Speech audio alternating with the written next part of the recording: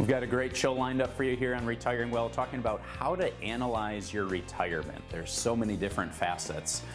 The rule of 55 for 401k withdrawals. How does that actually work? And then Art's going to be talking through Kids Corner, where saving and budgeting, some basic examples there, as well as lastly, how to transfer your Nestegg into retirement income. All this and so much more coming up right here, right now on Retiring Well.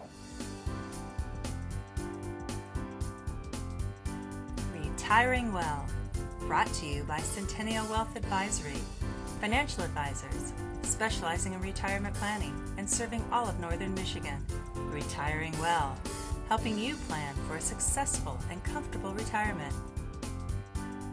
Retiring Well, plan to retire well. One of the most common questions that I get asked from prospective clients is, can I retire? And it's a great question, and it's a question that I absolutely love answering for people. And really what it boils down to is crunching those numbers.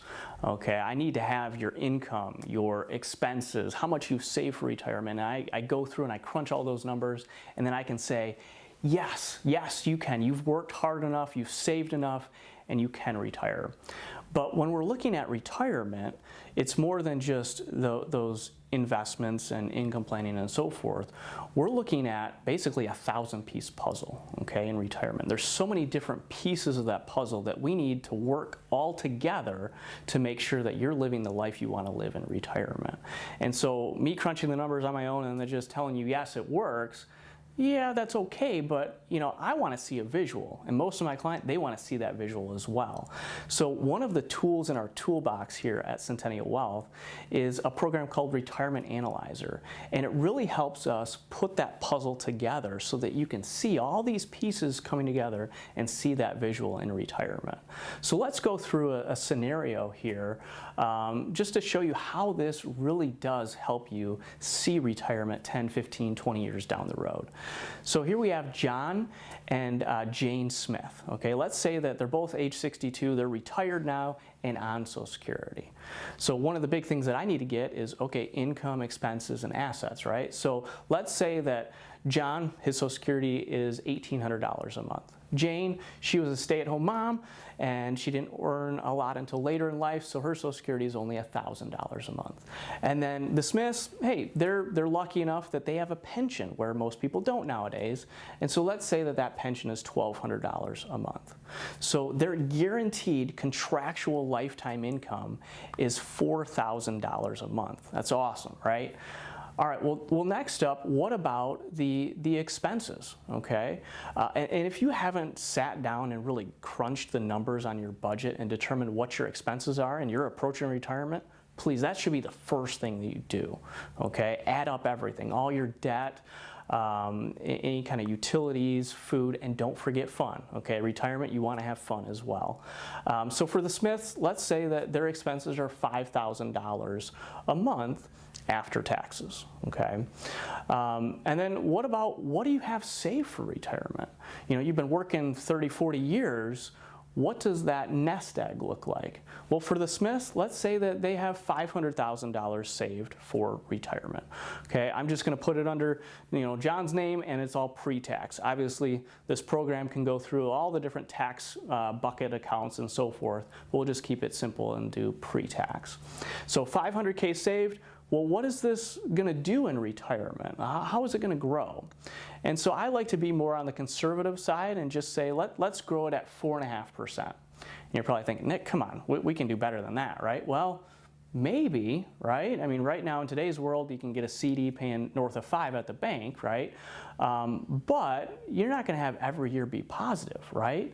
You're going to have good years, you're also going to have bad years. So I always like to be on the more conservative side. So let's throw in there just 4.5% for a rate of return. So what does this all look like? We've got the guaranteed income sources, we've got the retirement assets, what you got saved, and then the expenses. How does this translate into retirement?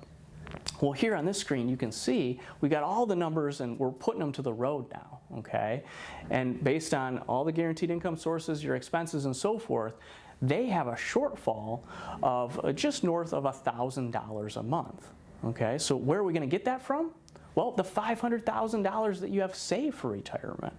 And then if we take this out till age 85, just for an example, you'll see that with inflation and so forth, which we're accounting for that in this program, that their expenses went from $5,000 a month all the way up to close to $7,000 a month.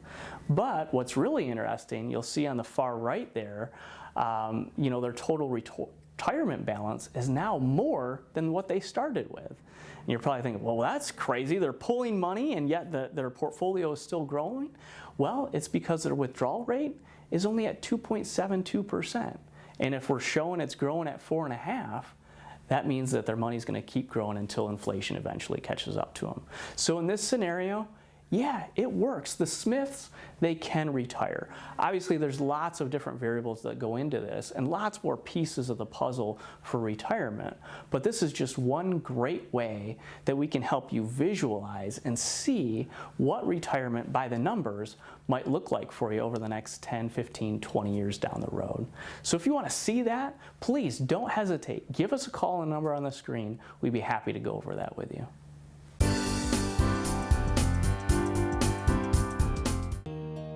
You made it. Years of hard work, investing, planning, and now you're here. The long-awaited reward you spent a lifetime looking forward to. But what now? After years of growing a nest egg, now you may want to manage it.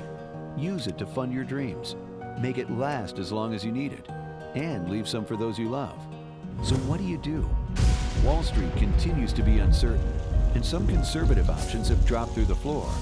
How do you maintain opportunities for growth and reduce risk of loss from market changes? That's where we come in. We are financial professionals. From investments and insurance products to tax reduction strategies and guaranteed retirement income you cannot outlive, provided by the claims-paying ability of insurance companies. You've worked a lifetime to get here. Let us help you enjoy it to the fullest. For a complimentary consultation, simply contact us today.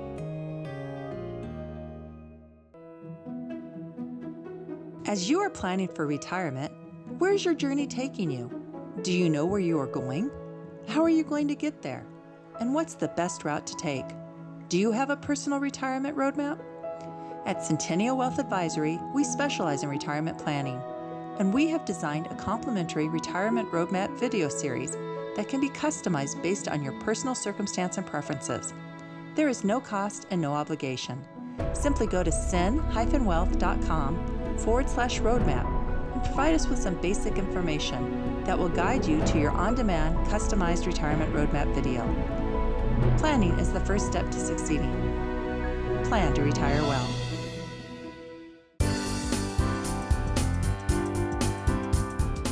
Good morning, everyone. Today I want to spend some time talking through a trend I've started to see develop over the last few years. We've started to see this movement that's been coined the FIRE movement. FIRE stands for Financial Independence, Retire Early. The retire early is somewhat subjective. The problem that we've been seeing, though, over the last few years, really starting with COVID into the last, I would say, 1 or 2 years, is there's been a lot of stress put on employees by having extra workload attached to them because we're not dealing with proper staffing inside of employers, and they're getting essentially just burnout, and they're looking to retire early. The problem with that is they're making this decision a little bit later in life and haven't done the proper proactive planning to have the tax diversification in their portfolio to really allow for the liquidity to retire early. So when I'm using the term retire early, to me, I define that as prior to age 59 and a half or prior to your Social Security age of, say, 62. So if we're retiring early, we may not be able to access our investment accounts to supplement that gap of income and expenses. So we're going to spend some time talking today about different withdrawal rules, specifically inside of our 401k, a rule of 55 that allows you to potentially have access to funds a little bit earlier than you may have in some of these other investment accounts. So we've seen over the years is this transition to retire early. The problem is we've all been trained, we just got to save to our pre-tax 401ks. Put as much money in there as we possibly can and we'll kind of figure out the rest later. The problem with that, though, is, well, you may not have access to those funds. So if you do what most people do, and when you retire or separate from service, a lot of individuals will roll that 401k over to their IRA. Well, the problem with that is if all of your funds are in an IRA, you can't touch those funds until you're age 59 and a half without incurring some sort of 10% penalty from the IRS. There is a rule around that using what's called an SEPP, which stands for Substantial Equal Periodic Payments. Very specific rules you have to follow with those, where you lose a lot of flexibility in how you can go use your assets. If we have money in Roth IRAs, we can access our contributions up to a certain limitations, but we can't necessarily touch our growth till 59 and a half. If you've been doing conversions, there's a 5-year rule you need to be worried about. Certainly worth working with your tax professional if that's a source of where you're looking to pull funds from in this early retirement. If you have a 457, a little bit more options there as far as how those plans are structured. With the 401k though, we traditionally think that's 59 and a half as far as when we can use those funds. Well, actually, if you separate from service, in the age you turn 55, so if you separate, say on your 51st birthday, you can actually access those funds and not have a 10% withdrawal. So it's an important planning tool when you retire. A lot of times, again, you're just thinking, well, I'll roll it over to my IRAs, consolidate everything, have more investment options. All great ideas. However, you may be limiting yourself on how you can access these funds. So recent example, working with a client who separated from service, happens to be 56, so we know we're past that age 55. Not really sure what he wants to do with the funds, looking to potentially retire. We need a couple years though till he's going to have access to his pension.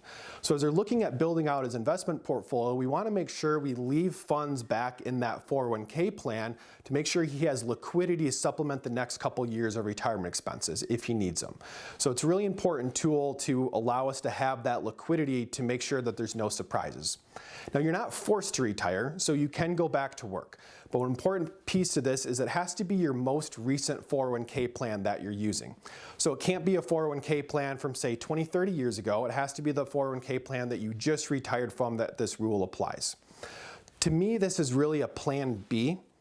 You want to start with the proactive planning and really building out your investment portfolio to look at all these different areas that you can be saving in. So you may want to be using Roth accounts, using IRAs, even using potentially cash value inside of life insurance. Or if you have 457 plans, 403b plans, all those rules work a little bit different. The key is you want to be proactive in looking at all these different areas. So if you are of that notion of you want to retire prior to age 55 or our traditional retirement age, we have adequate liquidity inside of our portfolio so there's no guessing of where we're going to pull funds from.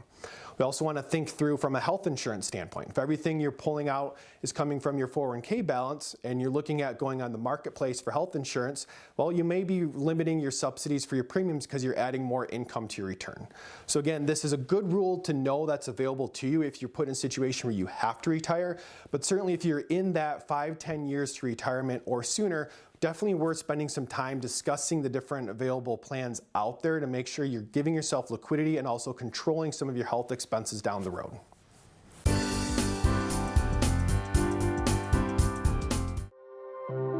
When you have confidence in your retirement future, you can live the life you've always imagined. Because of planning, you now have time to reflect on the wonderful memories of your life.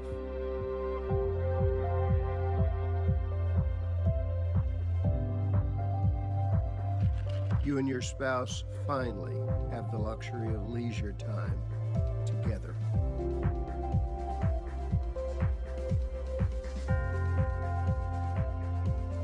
To spend fun times with your grandkids, sharing the joy of their excitement about life.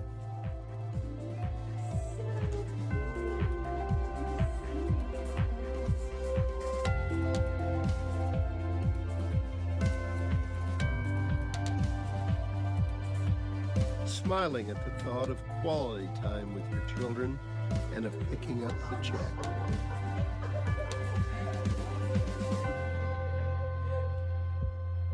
At last, you have time to breathe and rekindle the love of your life.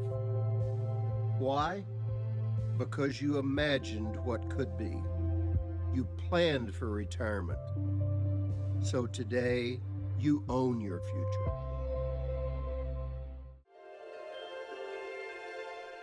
Living life isn't always easy. It puts up challenges and obstacles you'll have to overcome. There are responsibilities. You put in effort to provide and take care of your family. to save and invest, to balance work and life. Planning is the first step to succeeding. Plan to retire well.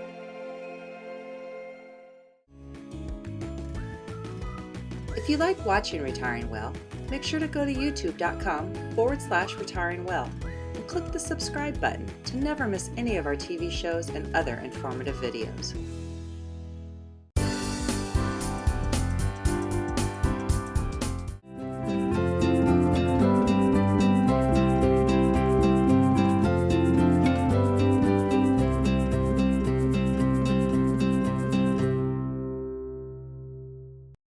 Welcome to Kids Corner here on Retiring Well. I'm blessed to be joined with my beautiful daughter Faith today. She's one of our 5 children. And we're going to be here talking today about fun ways to teach your children about saving and budgeting. So Faith is also joined by a very special guest today. Faith, who do we have here? This is my 5-year-old Holland Lap named Milo. So Faith, as you see here, has her bunny with us today.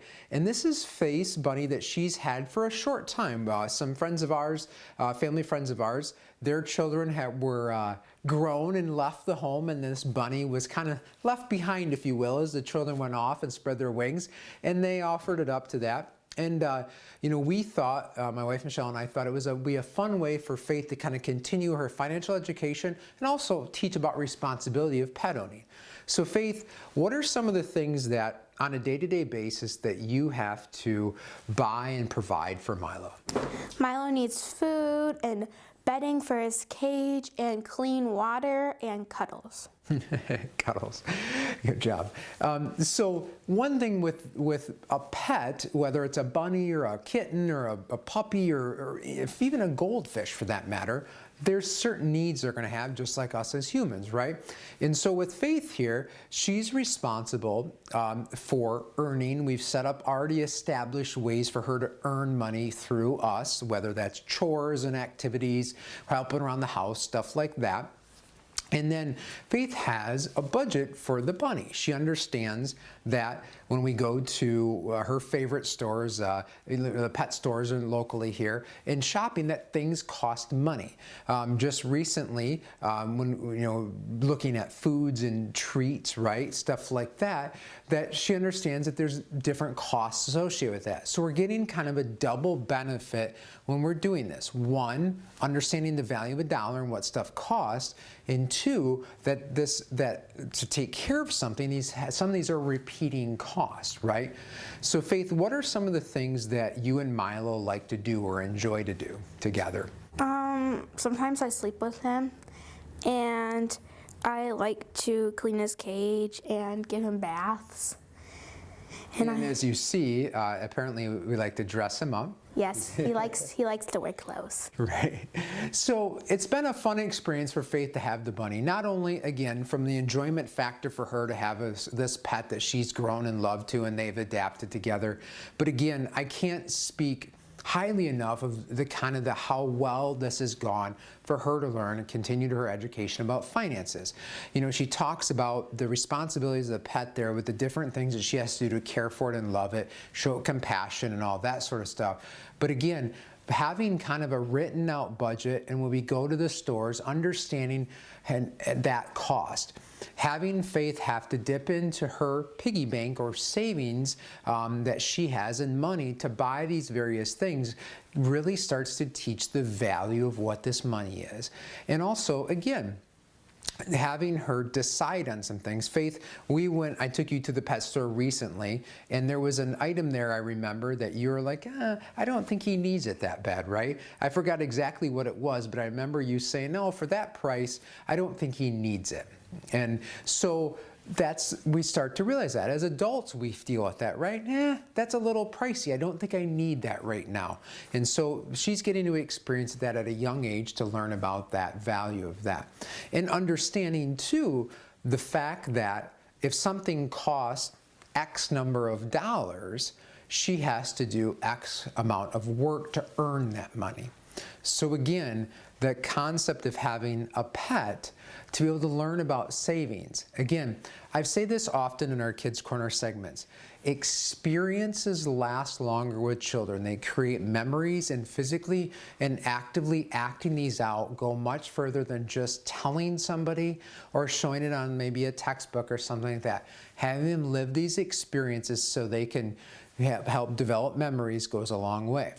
So if you're somebody out there, hopefully you found it fun, hopefully you found it entertaining to meet Milo here on the show today, and also gave you a few ideas maybe to help your children and grandchildren learn about finances so they can be successfully set up for a positive financial future that helps them grow and save well into their years.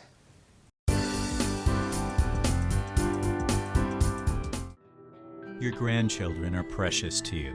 They are your life. This is your time to have that special relationship. Taking care of yourself is taking care of them. Centennial Wealth Advisory is offering a free, no-obligation retirement review to make sure you don't run out of money during your retirement. Centennial Wealth Advisory. Your best is yet to come.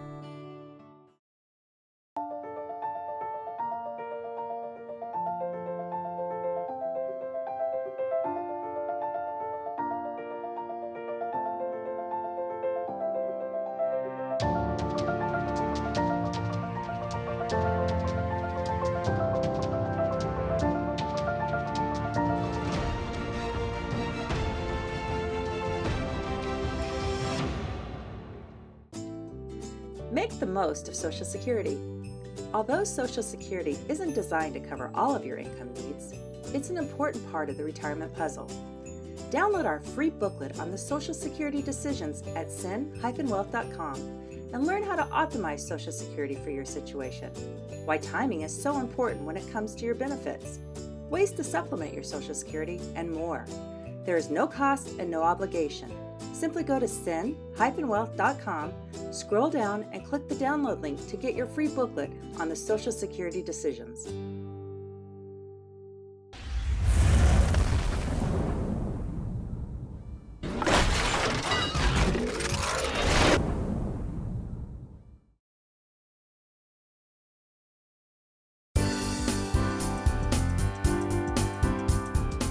Hey, welcome to this segment on how to transform your nest egg into retirement income.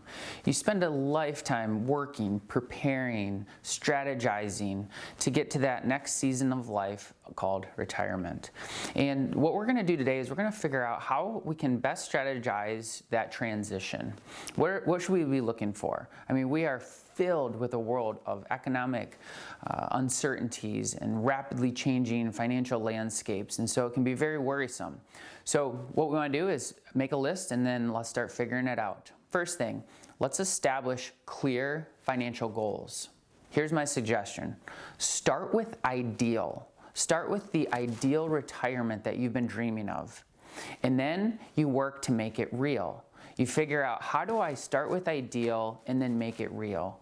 Well, it's going to take some work. It's going to take a lot of planning, but that's something that we get to do all the time, and it's super rewarding.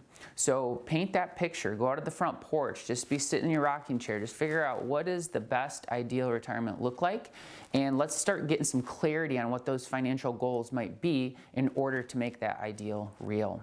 The next thing is you want to determine your risk tolerance. So the great little acronym for risk tolerance is, how much risk can you take? The first one is capacity. Okay, how much could you lose and still have your income plan work out? Oh, I could lose 10% and still be okay. All right, I could lose 50% and still be okay. All right, but knowing that number is important. How much could you lose and still be okay? The second thing, though, is, what is your attitude on that risk? Hey, I don't want to lose any money. Well, we don't want to be in something that could lose 50%. So, your attitude on loss and risk. And then the last one is the most important, I think, is figuring out, what is your need for risk? We have an income planning tool that will calculate that number right down to a decimal point. This is how much risk they would need to take in order for that plan, their ideal, to work out. The next thing is to diversify your portfolio. You hear this a lot, but what it typically means is diversify in stocks and bonds, commodities, real estate, and that's good, but I might challenge you to take a step back and say that's all market risk investments. What kind of no market risk investments are out there? Are there CDs that might fit in there right now? Are there fixed annuities? Fixed indexed annuities? Are there these no market risk vehicles that should be a part of your plan? To me, that's diversification. Diversify your risk further than just the stock market or bond market risk. The next one is following a disciplined investment strategy. Anytime you're getting close to retirement, emotions are high. And if you don't have that disciplined strategy, you can make those knee-jerk reactions that then looking back is like, well, that was a dumb decision. And so, making sure that you have that investment plan and that strategy in place can really help. Statistically, it'll help you stop those impulsive behaviors and get those more consistent returns. The next thing is to know your fees, know how much you're paying, and if you're paying too much, okay, then, well, what other alternatives are there? Maybe you look into low-cost index funds, or like I said, there's, this interest rate environment is offering some pretty attractive rates for CDs or fixed annuities or fixed indexed annuities where, they're always subject to change, the rates are, but getting north of 5% is pretty common right now. So just looking at what kind of fees you're paying is important. The next thing is to do a little R&R. You need to regularly rebalance your portfolio. As you're transitioning this, we need to review it and rebalance it, R&R. The next thing is to look at your tax efficiency plan. That's one of the things that we do, probably top 2 things we do here is tax planning, tax efficiency. And that's creating a long-term tax plan that is reviewed every single year for, missed opportunities or tax advantaged opportunities that once you have your tax timeline, you can really make an efficient tax plan. And it's awesome that we get to help people do that. The next thing is plan for inflation. Things are going to be costing more, so put that into your income plan as you're transitioning to those retirement years. Stay informed and adapt. That's why we love that you get to watch this show. We hope that we can add that information that helps you understand where you're at and what you should be looking and the questions that you should be asking. And the last thing is, you might want to seek professional advice. There's an image that has a brain that is full of all red, working super hard. That's a brain that has spent 15 minutes trying to figure out financial solutions by themselves.